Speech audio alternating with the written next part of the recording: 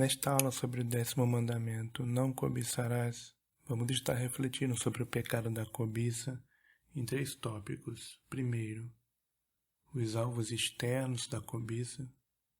Segundo, as fontes internas da cobiça. E como o Evangelho nos liberta da cobiça. Nós lemos em Êxodo 20:17. Não cobiçarás a casa do teu próximo, não cobiçarás a mulher do teu próximo, nem o seu servo, nem a sua serva, nem o seu boi, nem o seu jumento, nem coisa alguma do teu próximo. Quando nós comparamos esse mandamento com os outros anteriores do Decálogo, os outros 9, nós vemos que tem um aspecto interno diferente dos outros. Porque todos os outros 9 mandamentos, você pode olhar externamente para a pessoa e saber que ela está praticando. Mas esse não. Esse é um mandamento referente à mente da pessoa, ao interior dela, ao coração dela. Quando Deus coloca esse mandamento no final dos 10, Ele está nos advertindo que a moral que Ele está nos ensinando, a ética que Ele nos ensina, não se reduz apenas a comportamentos externos. Tal como os fariseus da época de Jesus se preocupavam somente com a aparência externa. Eles esqueceram essa parte do coração, da realidade no coração. Esse mandamento está lá para nos lembrar disso. Nosso Senhor, no Sermão da Montanha, enfatiza esse ponto, quando diz em Mateus 5, 28 e 29. Eu, porém, vos digo que qualquer que atentar numa mulher para a cobiçar, já em seu coração cometeu adultério com ela. Portanto, se teu olho direito te escandalizar, arranca-o e atira-o para longe de ti, pois te é melhor que se perca um dos teus membros do que seja todo o teu corpo lançado no inferno. O 10º mandamento nos informa que os valores do reino de Deus não estão restritos somente à aparência externa, aos atos externos, mas também naquela parte que nenhum outro ser humano pode ver e só Deus pode ver. Não se pode criminalizar o pecado da cobiça, porque não tem como você provar isso, sobre o que se passa no coração da pessoa. É um tipo de pecado que acontece entre a pessoa e Deus. Então ele nos alerta que a nossa religião bíblica, ela é uma religião do coração. Ela não é uma religião somente da externalidade. Cobiçar é desejar intensamente algo que pertence a outra pessoa. Cobiça é um desejo desordenado de tomar posse de algo que é por direito de outra pessoa.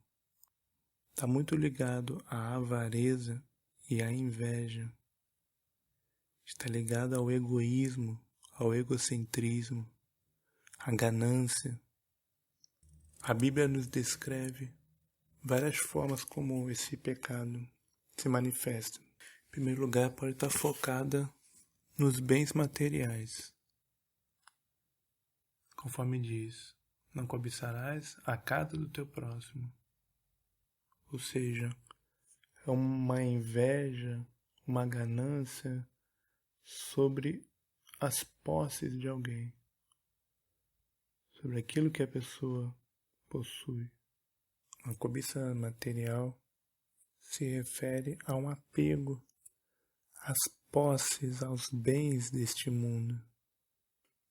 Um apego de tal forma desordenado que afasta a pessoa dos caminhos de Deus para a sua vida. A gente lê em 1 Timóteo 6, de 9 a 10. Mas os que querem ser ricos caem em tentação e em laço, e muitas concupiscências loucas e nocivas, que submergem os homens na perdição e ruína. porque o amor ao dinheiro é a raiz de toda espécie de males. E nessa cobiça alguns se desviaram da fé e se traspassaram a si mesmos com muitas dores. Outro verso que descreve esse apego aos bens materiais. Provérbios 23, 4.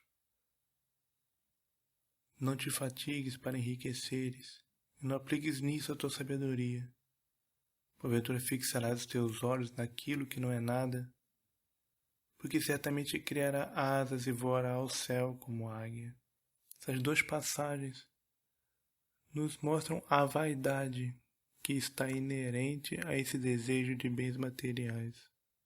É um projeto de vida vazio, sem fundamento. É uma coisa oca, que não tem essência, que não tem conteúdo. Ela não pode jamais satisfazer verdadeiramente o ser humano. Então quem se entrega a esse tipo de cobiça material submerge em concupiscências loucas e nocivas, perdição e ruína, tentação e laço, porque ele desviou o foco da sua vida, que devia ser para Deus, para focar-se na criação de Deus. E isso jamais poderá satisfazer homem algum. E mesmo que satisfaça, o satisfará muito temporariamente. Como diz o Provérbios 23, vai criar asas e voar. Os bens materiais, nenhum deles vai durar para sempre. E nenhum deles nós poderemos reter para sempre. Nenhum deles pode satisfazer plenamente. Nenhum deles pode nos completar nem dar sentido à nossa vida. Por isso que ocupar-se a mente para almejar, ocupar a mente almejando incessantemente, desequilibradamente, desordenadamente, injustamente, bens materiais, é um naufrágio da fé, um naufrágio da piedade, um naufrágio da vida. É um laço, conforme diz 1 Timóteo 6, que prende os homens. A Bíblia também descreve um aspecto de cobiça de deleites, a cobiça de prazeres, a cobiça do luxo, a cobiça de experiências. Em Provérbios 23 descreve assim: quando te assentares a comer com o governador, não cobices suas iguarias, porque são comidas enganosas. É aquela ganância, aquela inveja do tipo de luxo que pessoas abastadas têm. O povo de Deus no deserto caiu nessa tentação de estar cobiçando as comidas que eles tinham no Egito, conforme Salmo 106. Mas deixaram-se levar a cobiça no deserto e tentaram a Deus na solidão. Ele lhes cumpriu seu desejo, mas enviou magreza às suas almas. A pessoa, quando está focada em satisfazer a sua cobiça de prazeres, ela pode até encontrar esta satisfação física, corporal, momentânea. Ela está farta fisicamente, mas a sua alma passa fome. Deus enviou magreza às suas almas. Ou seja, enquanto ela está se deleitando no seu apego a prazeres terrenos, a alma dela vai definhando com falta do verdadeiro alimento para o ser humano, que é a comunhão com Deus. Nós fomos criados para isso, para ter comunhão com Deus. De maneira que, quando nós buscamos a satisfação em outra coisa que não Deus, o resultado é somente isso, essa decepção, esse engano, de se iludir temporariamente com esses prazeres e nunca ser satisfeito por eles verdadeiramente. Outro aspecto que o pecado da cobiça toma é a cobiça sexual, sobre a qual nós lemos em Provérbios 6, 23 a 25, que o mandamento é lâmpada e a lei é luz, e as repreensões da correção são o caminho da vida, para te guardarem da mulher vil e das lisonjas da estranha. Não cobices no teu coração a sua formosura, nem te prendas aos seus olhos. Ouviste que foi dito aos antigos, não cometerás adultério. Eu, porém, vos digo que qualquer que atentar numa mulher para cobiçar, já em seu coração cometeu adultério com ela. Nestes 2 versos nós vemos o desequilíbrio da atração entre os sexos. Deus criou essa atração para ser uma bênção no casamento monogâmico. Porém, a natureza do ser humano, corrompida pelo pecado, corrompida pela sua tendência pecaminosa, ele tornou tão desequilibrado que até o seu instinto tornou-se pecaminoso. Um instinto tendente ao adultério, testemunhando do quanto nós estamos afastados do propósito original de Deus. Mesmo após nós sermos convertidos, essa é uma das tendências pecaminosas que permanecem. Outro aspecto é a cobiça de vanglória. Ela é citada em Gálatas 5:26. Não sejamos cobiçosos de vanglórias, irritando-nos uns aos outros, invejando-nos uns aos outros. É aquela tendência de querer ser melhor do que os outros, de estar competindo, de querer superar os outros nos seus títulos, no seu conhecimento, no seu reconhecimento público, na sua fama. Isso também é uma vaidade, porque ela constitui uma disputa sem fim. Conforme diz lá em Eclesiastes 12:12. Demais disto, filho meu, atenta, não há limite para fazer livros. O muito estudar é enfado da carne. Como sempre há algo o que conhecer, quando a pessoa ela é tomada pela cobiça de vanglória, de conhecimento, ela nunca vai chegar ao fim dela, e por isso que ela é uma vaidade vazia. Nós também temos a cobiça de posição. Quando a pessoa não aceita a vocação que está sobre ela, o cargo que ela tem na sociedade, o cargo que ela tem na família, o cargo que ela tem na igreja, sua vocação. E ela quer a vocação que é do outro. Sobre esse tipo de cobiça, a gente tem exemplo bíblico lá em Números 16, quando Coré, que era levita, mesmo assim ele desejou algo acima, que era o cargo de Moisés e de Arão. Mas esse era o profeta principal, que transmitia a palavra de Deus ao povo, e Arão era o sumo sacerdote. Mas Coré, ele já estava separado para o serviço, ele era um levita. Sobre isso fala em Números 16. Porventura pouco para vós é que o Deus de Israel vos tenha separado da congregação de Israel, para vos fazer chegar a si, e ainda também procurais o sacerdócio. Uma cobiça de posição, uma cobiça de ministério. Outro exemplo é do rei Uzias. Diz a palavra em 2 Crônicas 26 que conforme ele ia prosperando, ele veio a se tornar soberbo. E aí, ele, do alto da sua posição de rei, quis também ser sacerdote. E entrou no templo para queimar incenso no altar do incenso. E o sacerdote Azarias disse: A ti, Uzias, não compete queimar incenso perante o Senhor, mas aos sacerdotes filhos de Arão, que são consagrados para queimar incenso. Sai do santuário porque transgrediste.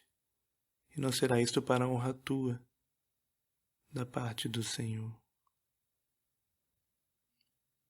Mesmo ele sendo rei, ainda quis ser sacerdote. Então tivemos esses dois exemplos, pessoas que, quando são tomadas pela cobiça, elas nem reconhecem aonde elas já tinham chegado. Elas nem fazem caso dos privilégios que elas já têm. Ela quer o privilégio do outro. Isso é um sinal de que o discernimento da pessoa cobiçosa, ele é totalmente distorcido. E o que gera todos esses tipos de cobiças que nós enumeramos? Nós aprendemos da Bíblia sobre as fontes internas da cobiça, que a primeira delas é a usurpação do senhorio de Deus. Existe uma rebeldia inerente ao nosso coração. Essa rebeldia é contra Deus. É um desejo de estar no controle das coisas. E ao estar no controle, você quer redistribuir os dons de Deus. Você quer redistribuir as bênçãos de Deus. Cobiçando aquilo que Deus deu a outra pessoa e não deu a você. Gálatas 5,17 descreve assim: que a carne cobiça contra o espírito e o espírito contra a carne, e estes opõem-se um ao outro. Descrevendo de forma bem visual, nós queremos tirar Deus do trono dele e nos assentar lá. O pecado inerente ao nosso coração, ele traz ainda essa semente de rebeldia. Por essa semente de rebeldia é que pode nascer o pecado da cobiça. A carne cobiça contra o Espírito Santo de Deus.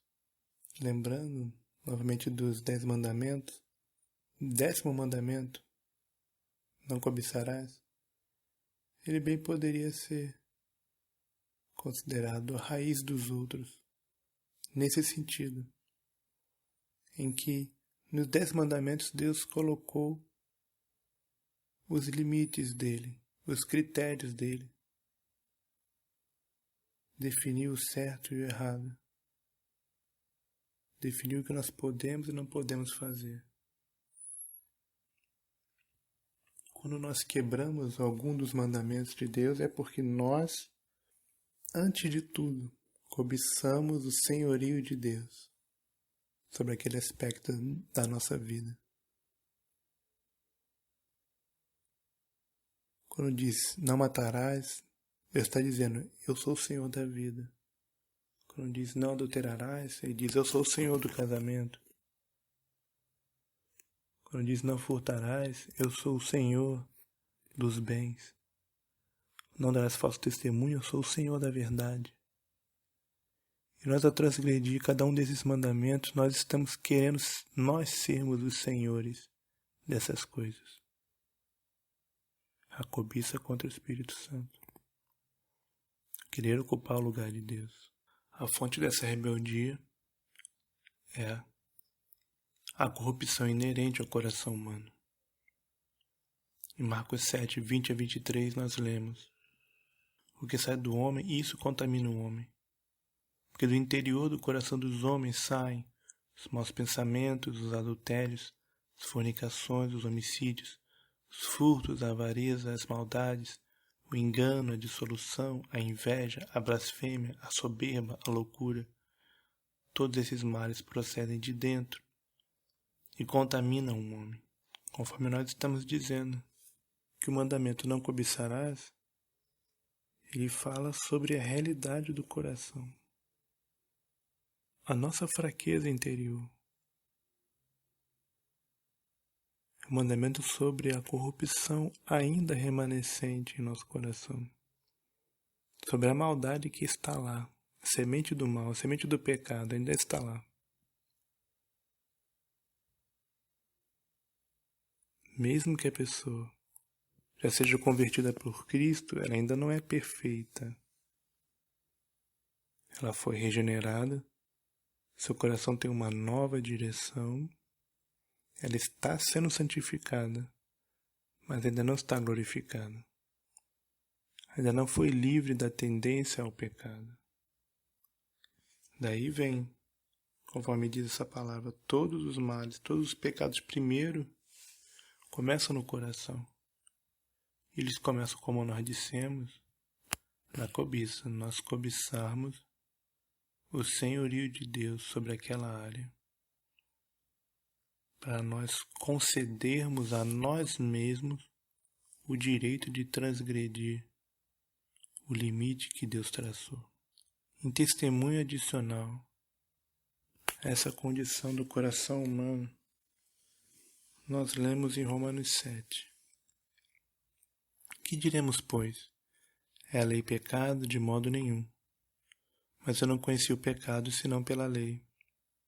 Porque eu não conheceria a concupiscência se a lei não dissesse não cobiçarás. Mas o pecado, tomando ocasião pelo mandamento, operou em mim toda a concupiscência, porquanto sem a lei estava morto o pecado. E eu, em algum tempo, vivia sem lei. Mas vindo o mandamento, reviveu o pecado, e eu morri. O mandamento que era para a vida, achei eu que me era para a morte. Porque o pecado, tomando ocasião pelo mandamento, me enganou, e por ele me matou. Poucos mandamentos da Bíblia têm um poder tão grande de revelar o nosso pecado e nossa imperfeição. E revela de tal forma que até aquilo que é para nos desestimular de pecar pode acabar estimulando, conforme Paulo escreveu aqui. Ele disse que ao refletir sobre o mandamento de não cobiçar, refletir sobre isso, atiçou o seu desejo de cobiçar. Ao se esforçar para obedecer o mandamento, aí que o pecado mais se manifestou nele, mais forte a tentação foi, e ele sucumbiu. Por causa daquela tendência que nós lemos em Gálatas 5:17. A carne cobiça contra o Espírito Santo. A carne é como um animal selvagem. É como um cavalo que não foi domado ainda. Então o Espírito Santo de Deus coloca a sela nele e ele vai se debatendo, pulando, relinchando, dando coice, mordendo, até ele ser domado. Quanto mais cabresto tenta colocar nele, mais ele se revolta. Vindo o mandamento, reviveu o pecado. E o mandamento que era para a vida, achei eu que me era para a morte. Nós podemos recapitular aqueles aspectos da cobiça que nós falamos. Cobiça material, de deleite, sexual, de vanglória e de posição. Como elas estão sempre cercando a nossa vida, nossos pensamentos. Ainda mais numa sociedade movida à competição, como é a nossa. Uma sociedade que estimula a ambição. Uma sociedade em que a ganância é virtude. Nós estamos sendo sempre estimulados nesse pecado da cobiça. Terceira fonte é a idolatria dos próprios desejos. Lá em Gênesis 3:6 lemos: viu a mulher que aquela árvore era boa para se comer e agradável aos olhos, e árvore desejável para dar entendimento. Tomou do seu fruto e comeu. Deu também a seu marido e ele comeu com ela. Então a cobiça, ela se manifesta quando você entroniza os seus desejos. Deus tinha dito para não comer daquele fruto. Mas a mulher foi convencida pela serpente a desejar aquele fruto. Então, no dilema entre obedecer a Deus ou satisfazer o seu desejo, ela decidiu satisfazer o seu desejo. Isso é tirar Deus do trono e colocar o seu desejo como um ídolo, como seu Deus. Então os desejos do seu coração se tornam o seu Deus. Fazê-los, você se torna disposto a quebrar os mandamentos de Deus. Em Tiago 14, 1-15, continua descrevendo este processo. Mas cada um é tentado quando atraído e engodado pela sua própria concupiscência. Depois, havendo a concupiscência concebida, dá à luz o pecado. E o pecado sendo consumado gera a morte. Então seus desejos estão lá, latentes. Estão sempre no potencial do pecado, para acontecer o pecado. A tentação acontece quando nós deixamos eles crescerem. Eles vão crescendo, vão ocupando espaço em nosso coração, vão dominando os nossos pensamentos, vão dominando a nossa mente, o nosso tempo, nossas prioridades, até o ponto que eles nos controlam e nós nos tornamos escravos deles. E daí para a cobiça é mera consequência. É descrito aqui como se fosse uma gravidez. Você primeiro engravida do pecado. Você vai pensando nele, dando espaço para ele, deixando ele crescer, até o momento que ele nasce. Não é você que gerou ele. Porque você não combateu no começo. E aí entrou no ciclo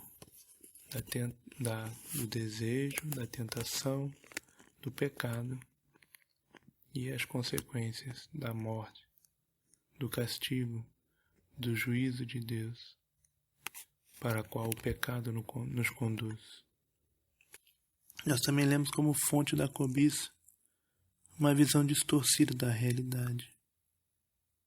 Lá em Mateus 6, 22, a candeia do corpo são os olhos, de sorte que se os teus olhos forem bons, todo o teu corpo terá luz. Se porém os teus olhos forem maus, teu corpo será tenebroso. Se portanto a luz que em ti há são trevas, quão grandes serão tais trevas? Tudo o que você faz é definido pelo modo como você vê o mundo, suas decisões, suas prioridades. A candeia do corpo são os olhos, ou seja, o modo como você define esse mundo, o modo como se descreve esse mundo, seus princípios, seus valores. Se for bom, o resto todo vai ser bom. Mas se for mal, vai ser tudo mal. Então, quando a pessoa tem uma visão de mundo distorcida, contrária à palavra de Deus, não tem como ela caminhar para a direção certa. Ela vai agir de acordo com a sua visão de mundo. Se a sua visão de mundo é egoísta, egocêntrica, materialista, gananciosa, ela será conduzida nessa direção, inclusive não respeitando as propriedades e os direitos e disposições dos outros, mas invejando-as e desejando tomar para si neste pecado da cobiça. E a partir do momento que isso se instala, a cobiça ela pode se retroalimentar num ciclo vicioso de materialismo. Conforme diz Provérbios 21, 26, o cobiçoso cobiça o dia todo. Porque mesmo que ele consiga uma coisa, ele nunca vai estar satisfeito.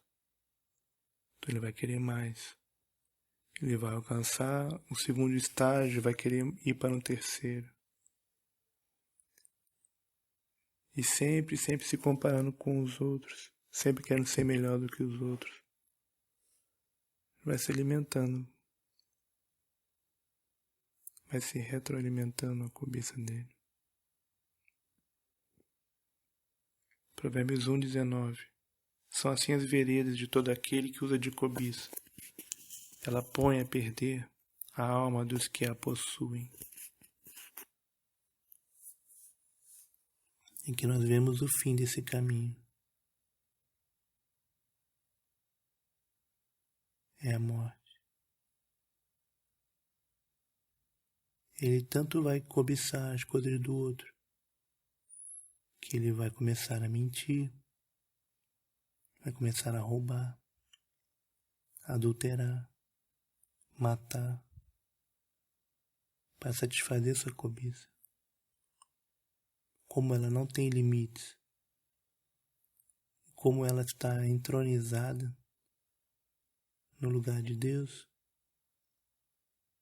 ela vai exigir tudo dele. O fim da cobiça é a morte. É como quando as pessoas comparam sobre drogas, existem as drogas mais leves, que a pessoa começa por elas e depois vai sentindo o desejo de usar drogas mais pesadas. Assim é o pecado da cobiça.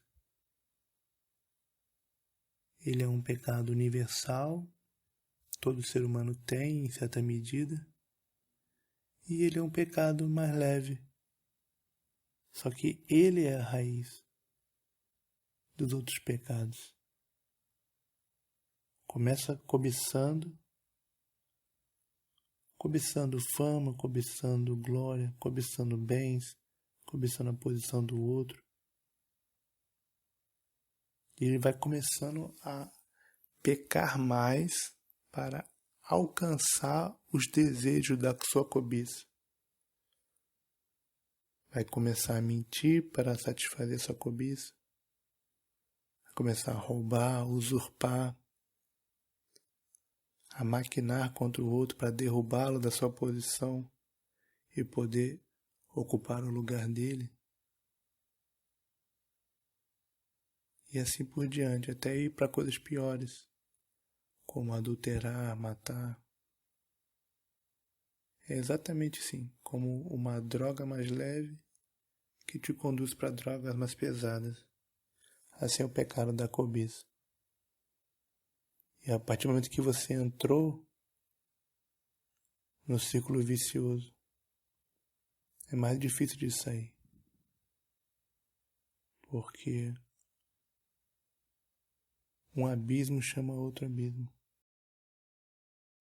Mas tanto essas pessoas que estão nesse estado extremo de escravos da cobiça e por isso entregues aos pecados do ódio, da inveja, da ganância, da mentira, do roubo, do homicídio, do adultério, quanto aqueles mais leves que ainda estão no início, ou que, graças a Deus, não se deixaram dominar ainda, mas estão sempre ali no limite entre o pensar e o executar do pecado.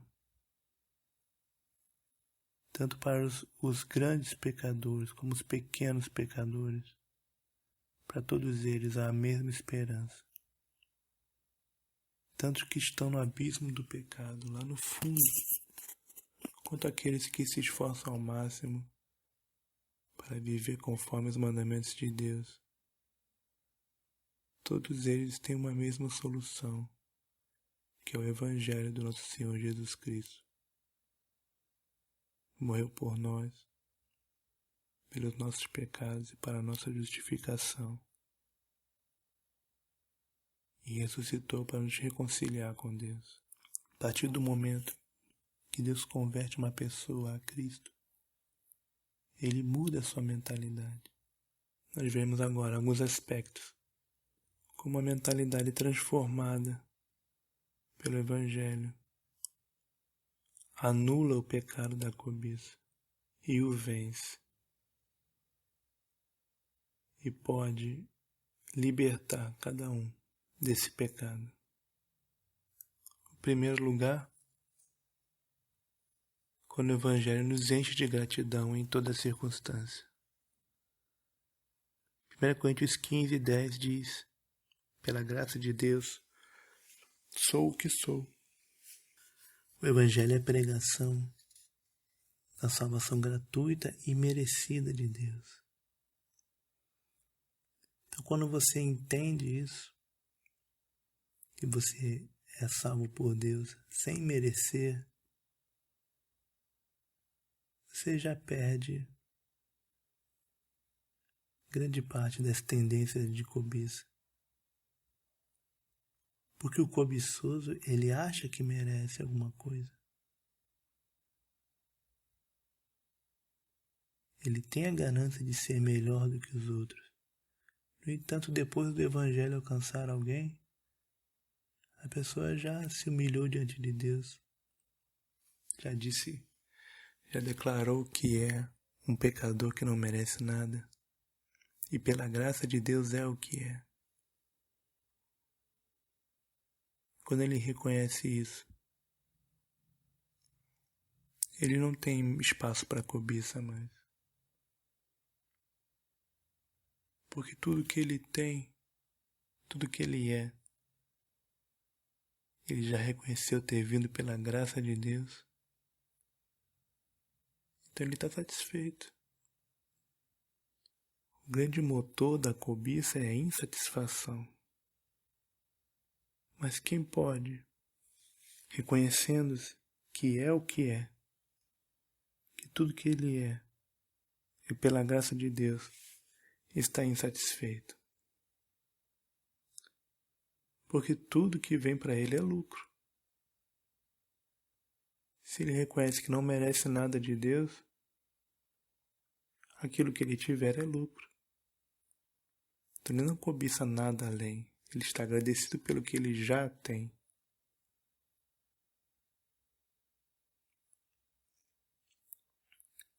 Assim, conforme o entendimento de 1 Tessalonicenses 5,18, em tudo dai graças, porque esta é a vontade de Deus em Cristo Jesus para convosco.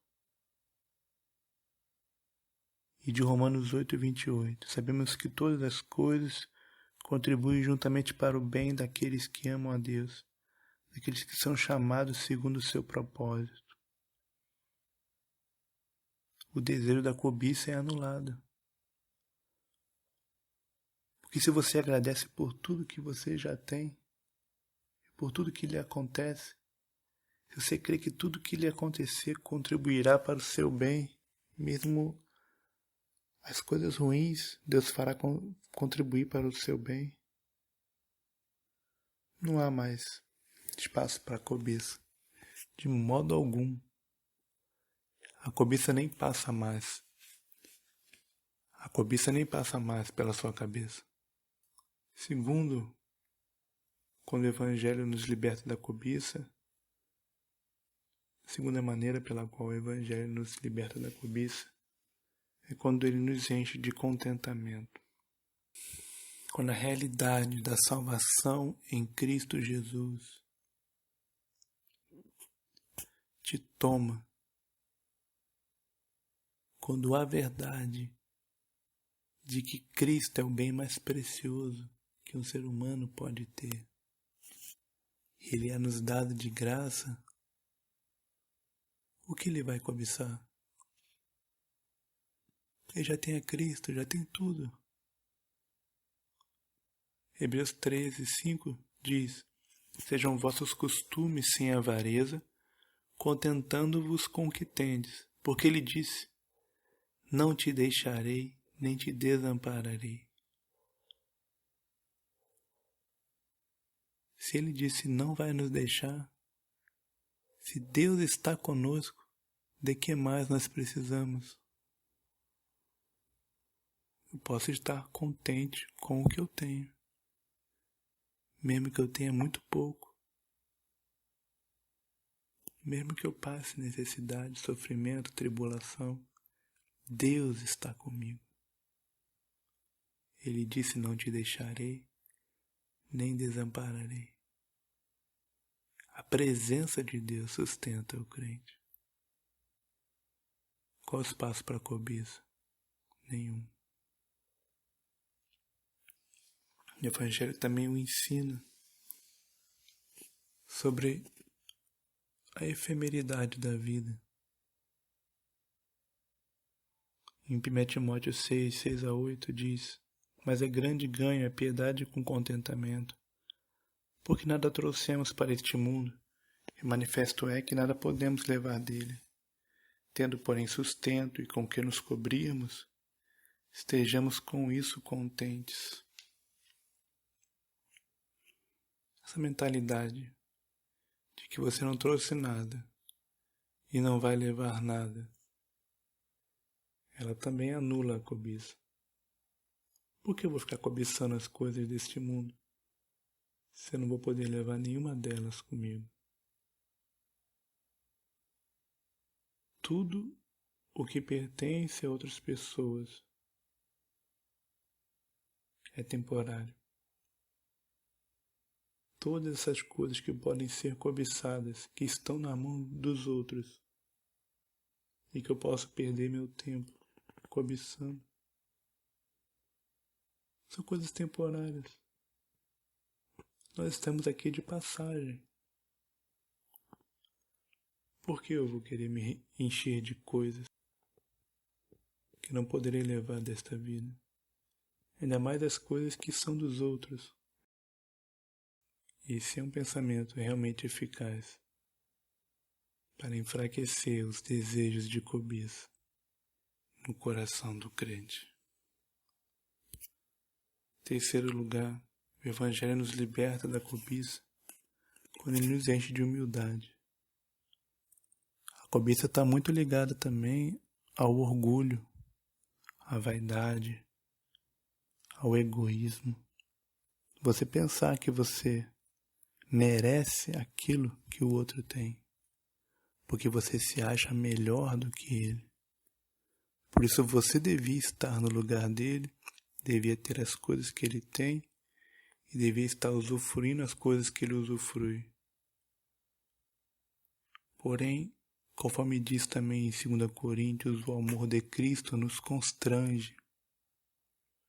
Cristo, que é Deus, segunda pessoa da Trindade, se fez homem, se humilhou por nós. Isso acaba com a pretensão, a nossa pretensão de superioridade. Se Ele, que é o ser máximo do universo, se humilhou por nós pecadores, quem somos nós para nos exaltarmos sobre alguém? Nos exaltarmos acima de alguém? O exemplo dele na obra da redenção tira totalmente a força da cobiça. Filipenses 2, de 3-8. Nada façais por contenda ou por vanglória, mas por humildade. Cada um considere os outros superiores a si mesmo. Não atente cada um para o que é propriamente seu, mas cada qual também para o que é dos outros. De sorte que haja em vós o mesmo sentimento que houve também em Cristo Jesus, que sendo em forma de Deus, não teve por usurpação ser igual a Deus, mas esvaziou-se a si mesmo, tomando a forma de servo, fazendo-se semelhante aos homens, e achado na forma de homem, humilhou-se a si mesmo, sendo obediente até a morte, e morte de cruz. Então, como Cristo se humilhou por nós, se esvaziou a si mesmo, tendo esse pensamento e o desejo de imitar a Cristo nisso, nós não cobiçaremos nada que é do outro. Pelo contrário, como nós consideraremos os outros superiores a nós mesmos, ao invés de desejar o que é do outro, nós exaltaremos os outros. Ao invés de querer tirar o que o outro tem, ao invés de querer tomar posse do que é do outro, nós é que doaremos mais ainda. Nós serviremos ao próximo e doaremos a ele do que nós temos. Ao invés de tirar dele, nós é que daremos. Seguindo o exemplo de Cristo, ele se humilhou para servir a nós. Nós também nos humilharemos para servir ao nosso próximo e seguir assim o nosso Mestre. E assim não cobiçaremos nada de ninguém. Tampouco cobiçaremos ser melhores do que os outros. Nós já desistimos disso. Conforme esse verso de Filipenses 2, cada um considere os outros superiores a si mesmo. Então nós nem tentamos competir com ninguém, sobre nada, nem ser melhor do que ninguém. Nem aspectos intelectuais, de conhecimento, conforme diz o Salmo 131:1. Na oração, Senhor, meu coração não se elevou, nem os meus olhos se levantaram, não me exercito em grandes matérias, nem em coisas muito elevadas para mim. Eu desisto de ser melhor do que os outros, de querer me exibir para os outros, de querer parecer sábio. Não deixe isso para os outros.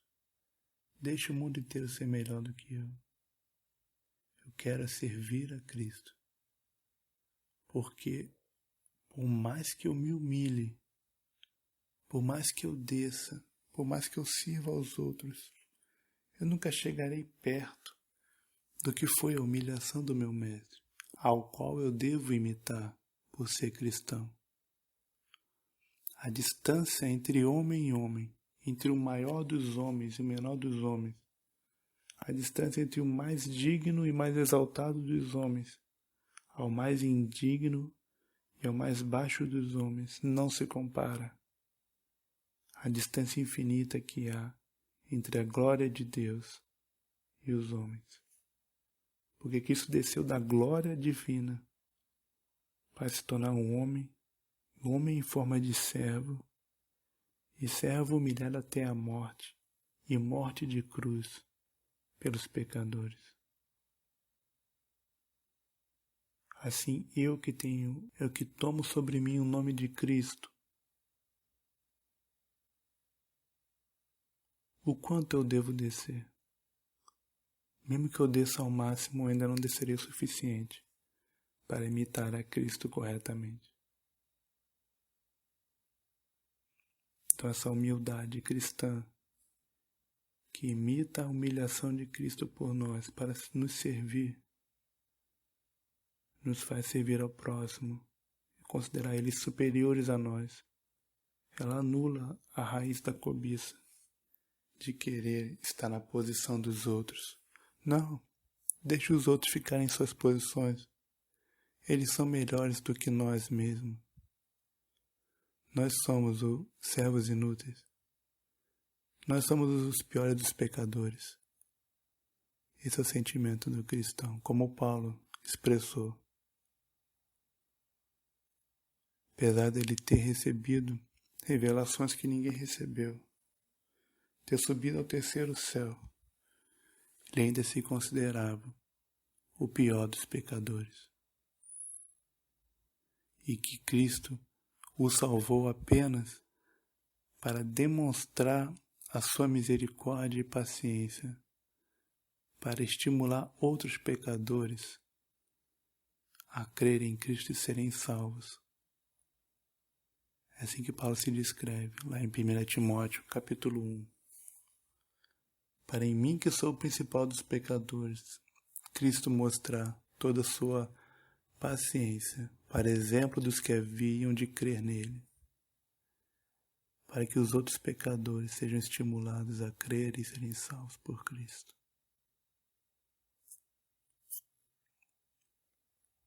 Em último lugar, como o Evangelho pode nos libertar do pecado da cobiça,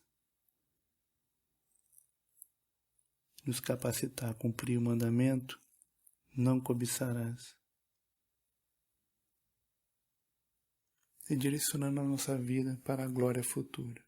Colossenses 1, 12 e 13, nós lemos: dando graças ao Pai que nos fez idôneos para participar da herança dos santos na luz, o qual nos tirou da potestade das trevas e nos transportou para o reino do Filho do seu amor.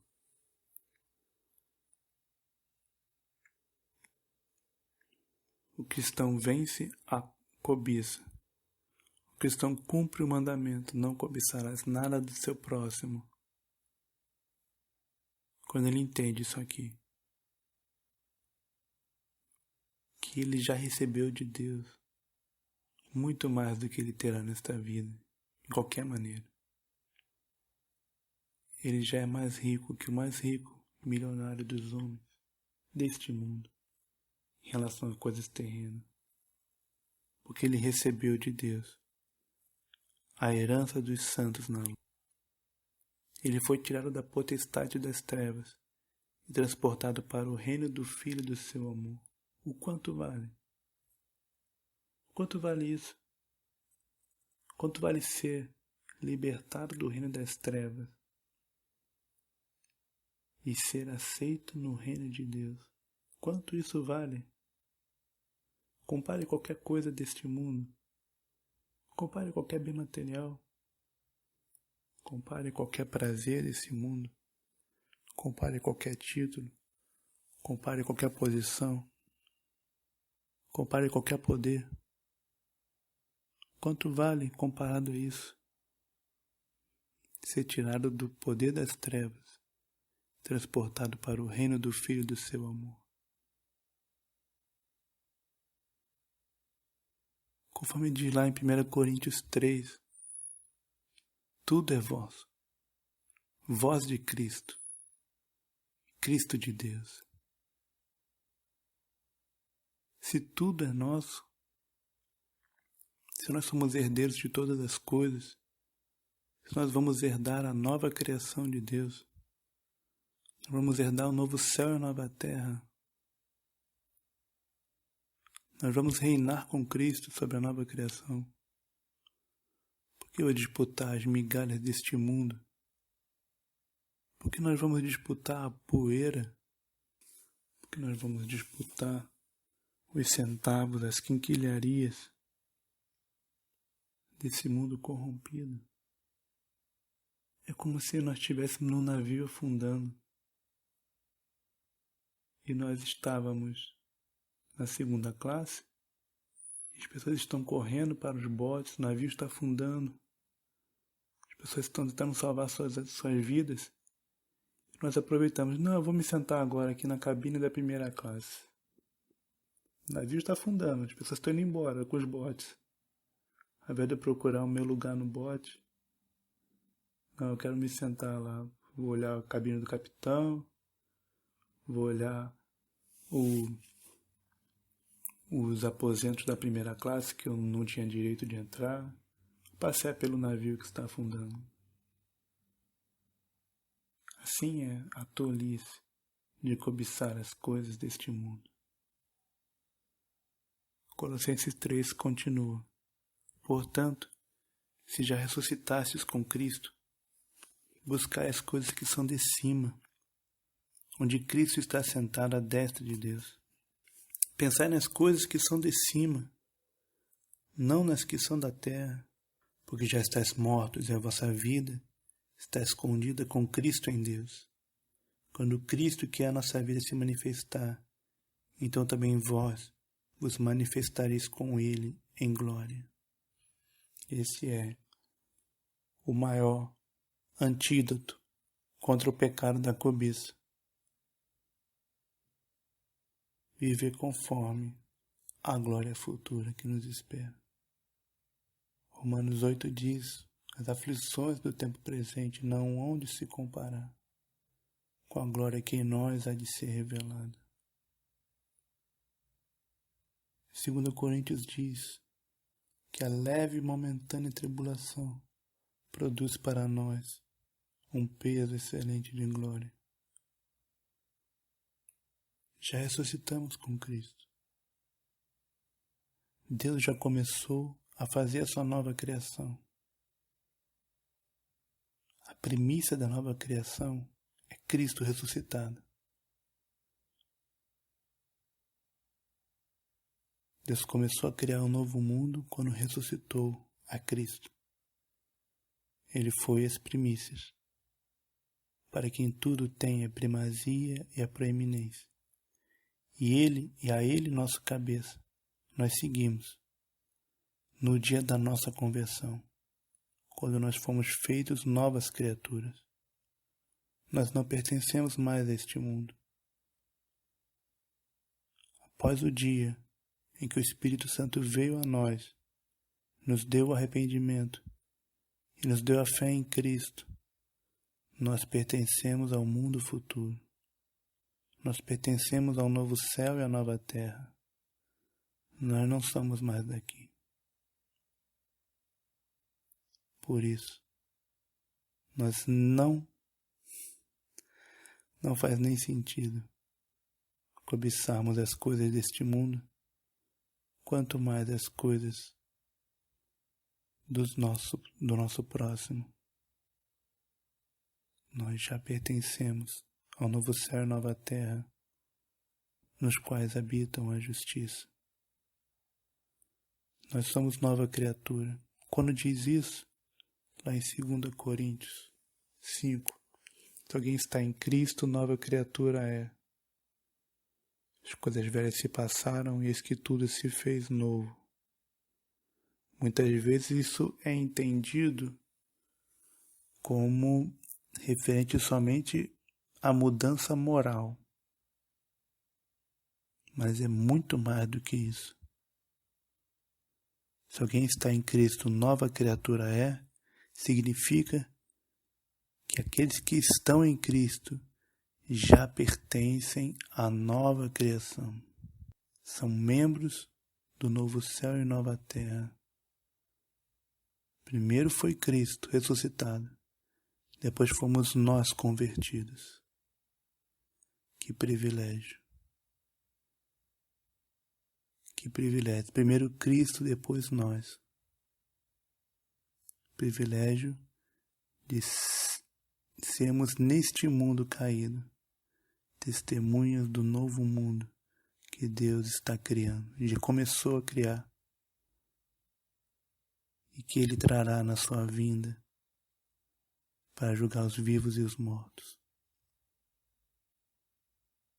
Vivamos de acordo com esse privilégio.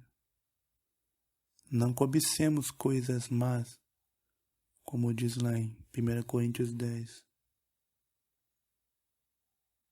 Não nos apeguemos a esse mundo. Nada trouxemos e nada levaremos. Com este pensamento, nós vencemos a tendência má do nosso coração de cobiçar as coisas desse mundo, de idolatrar nossos desejos. Com este pensamento de que nós já somos do mundo futuro, estamos aguardando a nossa transferência, nós podemos cumprir o 10º mandamento. Não cobiçarás coisa alguma do teu próximo. Que assim seja em nossa vida, para a glória de Deus, para o louvor da glória da sua graça, para a vitória do Evangelho de Cristo, pelo poder do Espírito Santo que em nós opera e há de operar no coração de cada um que ouve esta mensagem.